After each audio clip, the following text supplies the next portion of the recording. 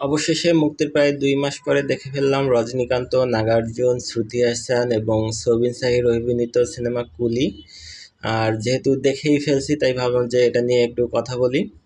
যদি সবকিছু মিলায় এক কথায় বলি সিনেমাটা কেমন লেগেছে, তাহলে আমি বলবো যে সিনেমাটা আমার কাছে খুব একটা বেশি ভালো লাগেনি।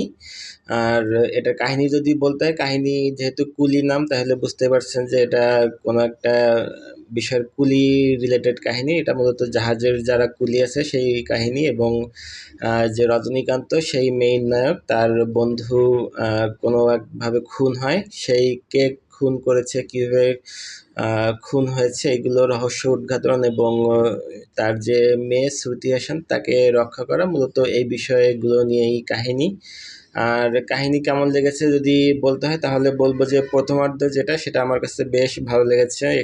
এখানে কিছু ইমোশনাল অ্যাঙ্গেল ছিল, কিছু মানে কাহিনী বিল্ড আপটা আমার কাছে ভালোই লেগেছে। ইমোশনাল অ্যাঙ্গেল প্লাস অ্যাটিটিউড, অরা, এই সব কিছু খুব সুন্দরভাবে ফুটিয়ে তোলা হয়েছে। কিন্তু সেকেন্ড অর্ধে গিয়ে আমার কাছে মনে হয়েছে যে পরিচালক একটু খেই হারিয়ে ফেলেছে।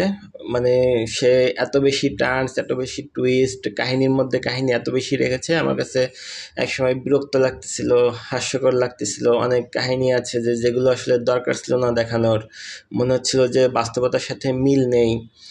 মানে হয় না যে এই কাহিনী টানতে টানতে একসময় এটা ছিঁড়ে যায়, মানে রাবার যতই টানেন ওটা বেশি টানলে কিন্তু একসময় এটা ছিঁড়ে যায়। আমার কাছেও এরকম মনে হয়েছে যে কাহিনীটা বেশি টানা হয়েছে। বিশেষ করে যে শেষের যে অংশটা, আমির খানের যে পার্টটা, সেটা তো আমার কাছে মনে হচ্ছে একদমই দরকার ছিল না। শুধু শুধু ওই পার্টটুকু যুক্ত করা হয়েছে। যদিও আমার মনে হয় যে দ্বিতীয় পার্টে যে আসবে সেটা ধারণা দেওয়ার জন্য আমির খানকে নিয়ে আসা হয়েছে, কিন্তু ওই পার্টের একদমই দরকার ছিল না।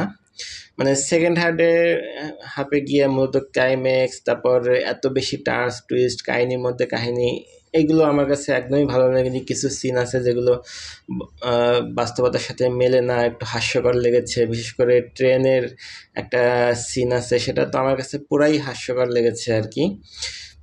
যাক, তারপরও সব কিছু মিলাইয়ে তেমন একটা ভালো লাগেনি আর কি। অভিনয় যথেষ্ট ভালো ছিল, সবার অভিনয়। আর যদিও পরিচালক বলেছিল যে এটা একটা ইউনিক ছবি এবং অন্য কোনো সিনেমার সাথে মিলবে না, কিন্তু আমার কাছে দেখে মনে হয়েছিল রজনীকান্তের স্টাইল, ফাইট সিন, অ্যাটিটিউড, এগুলো অনেকটা জেলার এবং যে কালি যে সিনেমাটা, এগুলোর সাথে অ্যাটিটিউড এগুলো অনেকটাই মেলে।